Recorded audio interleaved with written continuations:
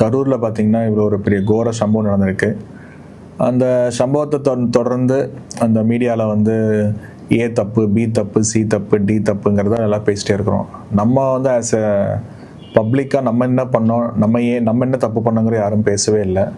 ஒரு self discipline வந்து நமக்குள்ளே வந்தால் மட்டும்தான் இதில் வந்து நம்ம தமிழ்நாட்டில் வந்து இந்தியாவில் ஆகட்டும் தமிழ்நாடு ஆகட்டும் நமக்குள்ளே வந்து ஒரு சிஸ்டம் கொண்டு வர முடியும். பற்று அப்படின்னா எல்லாருமே வந்து ரோட்டில் போய் நம்ம வெறித்தனமாக அன்பு காட்டுறதா பற்றுன்னு நினச்சிட்டு இருக்காங்க. அப்படி வந்து பற்றுன்னு அப்படி கிடையாது.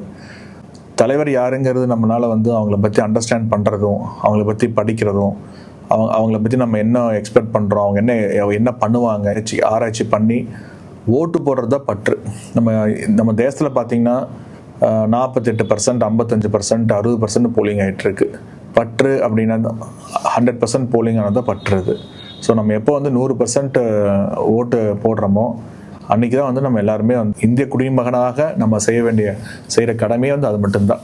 ஸோ நம்ம கூட்டத்தோடு நின்றுட்டு கோஷம் போட்டுக்கிட்டு ஒரு தலைவரை பார்த்துட்டு ஒரு ஐக்கானை பார்த்துட்டு நம்ம வந்து ஒரு ஜோஸாக நம்ம விசிலடிக்கிறதும், மரத்து மேலே ஏறி கம்பத்து மேலே ஏறி நின்று அவங்கள பார்க்குறதும் செல்ஃபி எடுக்கிறதுனால வந்து எந்த பிரயோஜனமும் கிடையாது.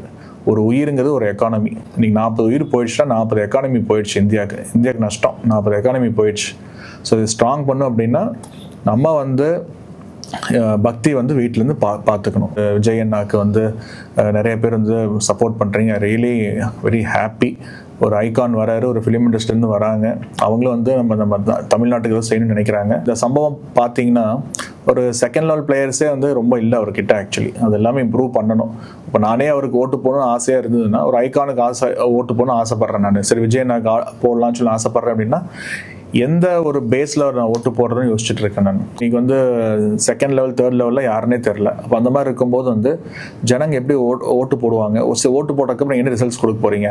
இந்த க்ரௌடே வந்து நீங்கள் வந்து 40 பேர் இழந்ததுக்கப்புறம் அதிகபட்சம் உங்களால் வந்து மௌனமாக இருந்து உங்களோட ஏக்கத்தை வந்து டெலிவரி பண்ண முடிஞ்சதை தவிர்த்து இது ரிசல்ட்ஸ் கொடுக்க முடியல. நாளைக்கு வந்து தமிழ்நாடு அப்படின்னா எவ்வளோ பெரிய ஆர்கனைசேஷன், எவ்வளோ பெரிய எக்கானமி, எத்தனை பெரிய பரப்பளவு, எத்தனை பாப்புலேஷனு, எவ்வளோ பெரிய பிஸ்னஸ்ஸு, நாளைக்கு எப்படி வந்து நீங்கள் டேக்கிள் பண்ண போகிறீங்க? இது விளக்கம் கொடுக்கணும் நீங்கள். ஸோ அப்புறம் தான் வந்து உங்கள் மேலே கான்ஃபிடென்ட் வரும். இல்லாட்டி ஓட்டு பிரிகிறது மட்டும்தான் உங்களால் செய்ய முடியும். ஓட்டு பிரிகிறதுனால உங்களுக்கு எந்த அட்வான்டேஜும் கிடையாது. ஜெயிக்கிற கட்சிக்கு டிஸ்அட்வான்டேஜ். அவ்வளோதான். தேங்க்யூ.